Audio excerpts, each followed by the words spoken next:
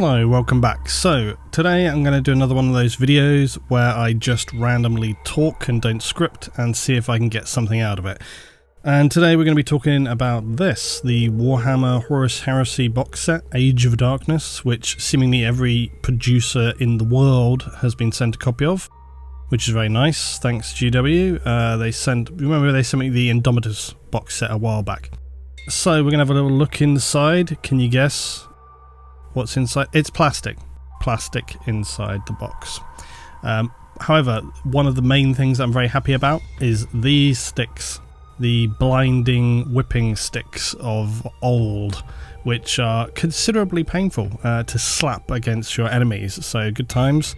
No idea how these got past modern health and safety, because they will hurt you. So yeah, what's in the box? Plastic. Oh yeah, sometimes you get little pieces that actually come off in these gigantic box sets. And the best thing to do is to just get a little piece of masking tape, put them in there, and you'll find later. In the box you get a very nice sort of art showcase, everything, you know, all that kind of stuff. And then the gigantic rulebook. This video today, I want to talk a little bit about this sort of idea of balancing of things. Oh yeah, dice. I really like these dice because they are pretty old school dice. These dice are pretty comparable to second edition dice. I see a lot of people now using these kind of fat colored dice. I'm a big fan of plain these smaller old school dice. Anyway, so that's the box. It does what it says on the tin. It's Space Marines in a box. It's pretty nice. You got the big tank in plastic and everything now. And I don't know what I'm going to do with this set. I think it'll probably just I'll probably just paint the whole lot Ultramarines and just continue expanding exponentially my quite massive army. I mean, we're well over 10,000 points in my Ultramarines army already. But yeah, this will be fun to just add. And I actually got another box set of this for myself as well on top. I bought today because I was like, you know what, maybe I will end up going down the road of painting up another army or something. I don't know, we'll see. Or just more Ultramarines. So, you know, and just go insane with it. So we'll see what happens. By the way, I saw this on here. Obviously, there's a big Warmaster Titan in the background there. Now, given that the models here are sort of illustrative of the Heresy, I wonder whether you're going to get Warmasters as actually purchasable Titans. That would be exciting. Now, I'm not going to mess you guys around and pretend like this is some kind of Warhammer 40K gaming channel, because it isn't, okay? I don't play tons and tons of the tabletop game. I'm primarily about the lore and painting of the models and collecting of the stuff and building it up. That said, I have played plenty in the past and I would like to again. But I'm not going to lie, some of the stuff in terms of just the bloat of rules is pretty intimidating these days, as a lot of people have talked about. These books are pretty hefty in this Horus Heresy set. The main rulebook is chunky, as we will have a look at. And then on top of that, if you buy the box set, you can't then just play from that box set, which will lead into something I want to talk about at the end of this video later when we discuss Titanicus. But you need to buy the Liber as well. You need to buy the Liber Astartes, or you need to buy the Liber Hereticus, or potentially both, depending on what you want to do. If you wanted to, for example, get everything you needed so that you could just play with friends who maybe don't play 40k, don't have their own armies, and you just wanted to have everything there good to go, you're going to need to get the whole lot. Now, are you still getting pretty reasonable value for money? I think so overall. I mean, like a lot of these gigantic big box sets, you do actually get quite a lot comparatively for your money, you know, in terms of if you were to just buy stuff individually. Similarly to, say, the Titanicus, the huge big box set that they did originally. That thing was such good value that people just kept buying it and buying it, just as they do now with the current Titanicus set. So you do get a good amount there. But when it comes to these rulebooks for the Horus Heresy, they're pretty hefty. And I'm not going to lie, if you are somebody who is not really heavily into tabletop, it's pretty intimidating. You know, there's quite a lot going on here. And another thing is, when it comes to looking at the previous Forge World books, in terms of the lore, the previous Forge World books, they were very, very, very heavy. They were almost sort of novelish in how much detail was in there, and I do feel like a lot of that has been stripped out. That said, in the core rulebook there is a significant amount of lore in the core rulebook. I think it's like 143 pages or something like that, and you can see here, look, here's the core rules, and the rest of it previous to that is lore. So it's getting on for somewhere around, I don't know, just around a solid third of the book. is lore stuff, which is all well and good. But when you look back to those Black Forge World books, there was a ton of stuff. Now, I will say that, you know, again, if you look here, Ordo Sinister, the Solo Auxiliaire, I mean, it's paper thin in terms of the detail, you know. The Ordo Sinister in the Black Forge World books, that was where you had the really amazing accounts of the Psi Titans and stuff. That's missing. You know, the Solar Auxiliaire, you know, there was a ton of stuff about those guys. They're really, really interesting. That's not there. It's brief, you know. I do think that potentially there may be some more books coming for the Horus Heresy series. People want to have the Mechanicum stuff and all that kind of thing. But if you were looking, if this series is supposed to directly replace and replicate the previous Horus Heresy series, I think that it is moving it on in a different way. This is very much a reimagining of it rather than a refreshing of it. It appears to be that they have tried to perhaps distill things down, make it a little bit more straightforward to handle. Again, it's a difficult thing for me to say because I'm not really so heavily into the tabletop. Probably if you're looking for that kind of opinion, go and check out some of the really core tabletop channels I'm sure you're well aware of already. But just looking through the rules here, like I say, in terms of it feeling a little intimidating, and I was joking earlier today when I went to a family member and I just chucked down these 3 gigantic books on the desk, bang, and I was like, hey, do you want to learn this game?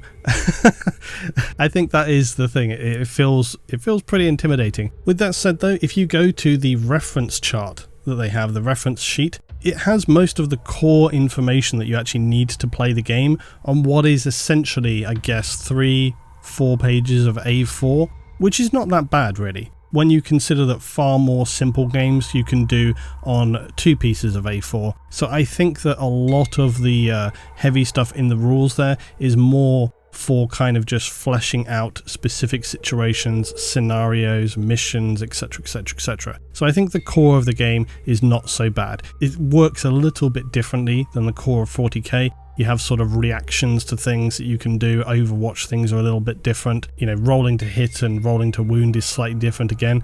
But what this really ties into from what I see, one of the reasons why I want to talk about Titanicus at the end of this is this idea of sort of faster to get into games, more balanced games. But at a very base level with Titanicus, you can kind of say, okay, I'm going to have a Warlord, 2 Reavers, 2 Warhounds. What are you going to have? If you wanted a quick game, have the same thing. Bang, off you go. If you want to, you can make it a bit more rock, paper, scissors. And I expect that I'm making it way too simplistic in this analogy, but essentially you're fighting with all Space Marines, and whilst every Legion is going to have slightly different units, slightly different characteristics, etc., slightly different things that they can do, it does somewhat level the playing field to a degree. You're not fighting against certain armies, which you often see heard of in Warhammer 40k, where it's like, oh, now this faction can just annihilate everything. And that's obviously a really ongoing balancing process with the core 40k game. But with this, I think you're starting from a more balanced place just because of the fact it's all Marines.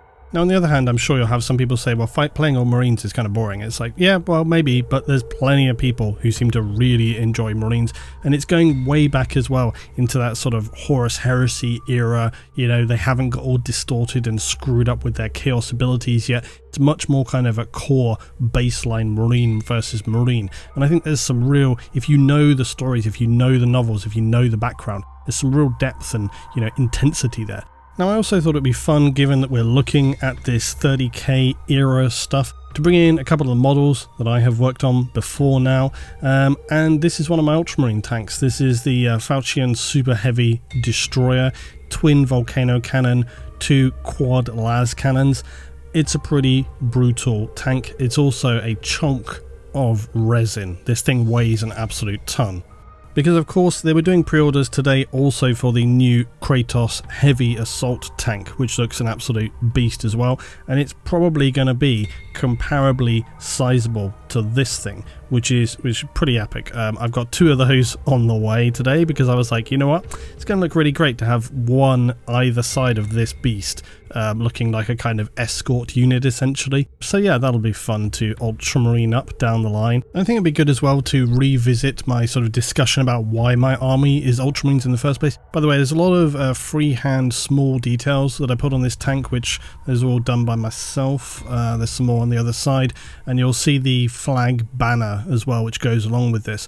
And actually, speaking of banners, the banner of Macragge is what has inspired me to use more and more of my Ultramarines, this phrase here, which is on the left front side of the tank there, and it basically says, "Our presence remakes the past."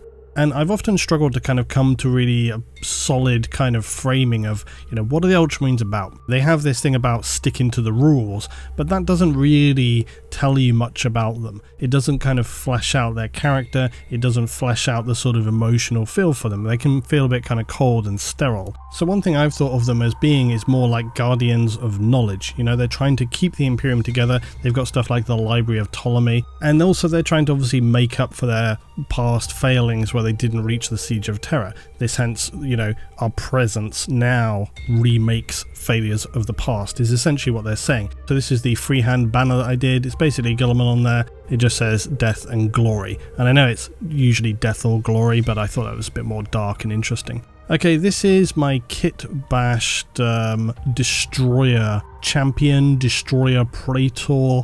Who knows? I just thought this guy was pretty cool. Obviously, I've got him mixed up from Tiberos, the Red Wake, and then that Imperial Fist guy, whatever his bloody name is. Anyway, I got rid of the big fist off of him because Tiberos looked so much cooler. It was pretty good to actually get that on there. Oh, and then I green stuff carved a little Ultramarines U on the back of the cloak there. I also changed up the gun on top to be a combi melter. This is the other Legion Praetor and Terminator, the Cataphracti armor that I did a little while back. So this is one of my other points, is that a lot of people do have kind of various bits and pieces of 30k, or that could be, maybe you got a load of firstborn Marines just knocking around from the past. You could, put them in as well as a 30k force, so it's probably one good reason to sort of go down this road. Now, one bugbear I have is that with my Ultramarines force, I really had wanted to create this Fulmentaris Terminator strike squad.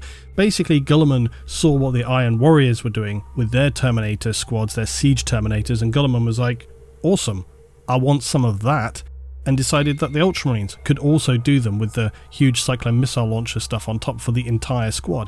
So a little while back I bought all the stuff I needed to make this squad, and now there's no trace of it at all in the Liber Astartes. And I haven't had time to sift through and compare, but I wonder how many things like this are not there. And quite honestly, that is a little disappointing. I think it needs to be there.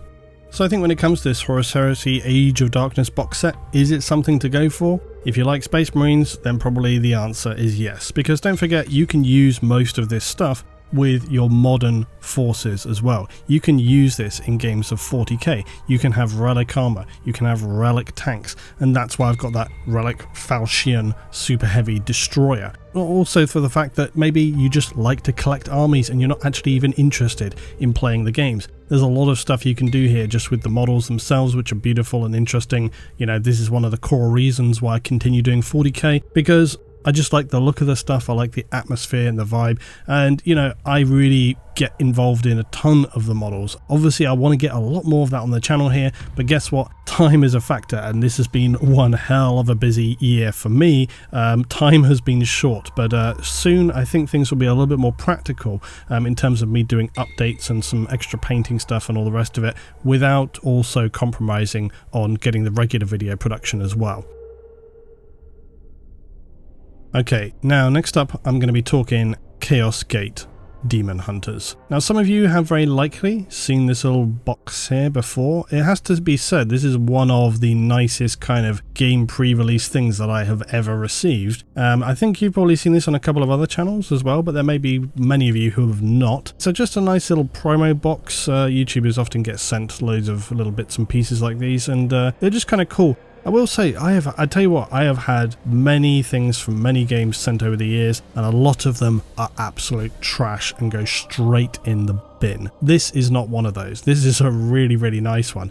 And I know that it isn't going to affect you choosing to buy the game or not at all, but I literally just thought I would show it because, it's a cool, nice thing, and sometimes it's just nice to look at cool little things like this. So it was a really well put together little box set. They obviously had a little guide about the game there, and then they put a load of tools together, paints and brushes and all that kind of stuff. And the tools were the Citadel ones. I mean, obviously I have all my own versions of these already, but you know what? They're fine. good to have extras. And they put a full set of paints in here, which I of course had to align and get them all nicely turned around. And then we had a little Grey Knight guy inside here as well, which is fantastic because I actually didn't have this guy. We had its Castellan Pro, and there he is. The Tesseract Glow was not the correct colour, so I shook it. So yeah, it was a nice little box set. Talk a little bit about Chaos Gate as well. It's been out actually for a month now. Undoubtedly, they wanted me to talk about this, but I was just way too busy. I didn't have time to talk about it. I will say I did play this game actually pre-release as well, and that is what this footage is from. But I think what's interesting is that a lot of the thoughts that I had about this game seem to have been confirmed by people now. It seems to have actually had pretty positive all-around reviews. If you go to Steam, it's pretty solidly positive reviews. But one of the core things is this, what I noticed here early on. You're Grey Knights in Terminator armor, and yet there are Chaos Cultists with auto guns who hammer you pretty hard, basically. You know, one of my Grey Knights actually dies here, and that felt very jarring to me. Obviously from a lore point of view, the bullets should be just bouncing off these guys and it should be dealing no damage. This is always the trouble when it comes to video game interpretations of stuff, in the same way as I talked about recently when it comes to tabletop versus the lore itself. The two things rarely align because you have to make compromises in order to make games work. At the same time, you always have to have a balance. You can't just completely ignore the lore because you may as well just make a completely different game then. So for myself, having Grey Knights getting ruined by cultists with autoguns, it just was way too jarring. It felt kind of stupid. It just didn't feel right. But at the same time, if you can get past that, if you can push through into the later stages of the game, and even just some levels after this, it does start to feel better. But for some, it may be something that's a little bit too big to get over.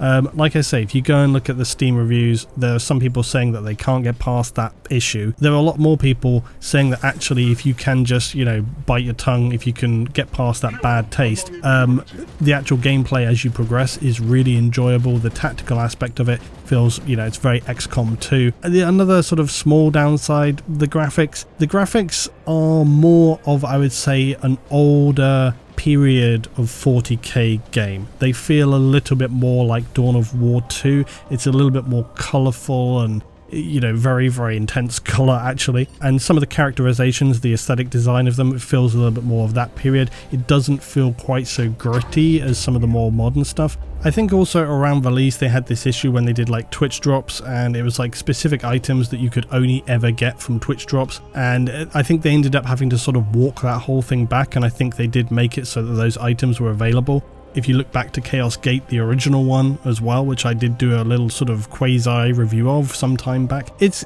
taken inspiration from that as well in terms of the hub and when you go back to your ship and so forth and so forth. I think honestly I wish I had a little bit more time this month to put together a sort of deeper dive into the game and sort of what you can get out of it, but it's just been a busy month for me and I just simply haven't had the time to do that. What I will say, is it an enjoyable game? Yeah, I think it is overall. I think it's mechanically a very rewarding, enjoyable game, and that's probably one of the most important things for me when it comes to games. Is it enjoyable with the mechanical process, or is it like a grinding, frustrating misery where it just feels like you're going against the grain all the time? And I don't think it feels like that with this game. Yes, it has some pretty severe issues, I would say, in terms of balancing the lore with the actual mechanics of the gameplay, and if that's something that you cannot get over, then it will probably stay irritating for you.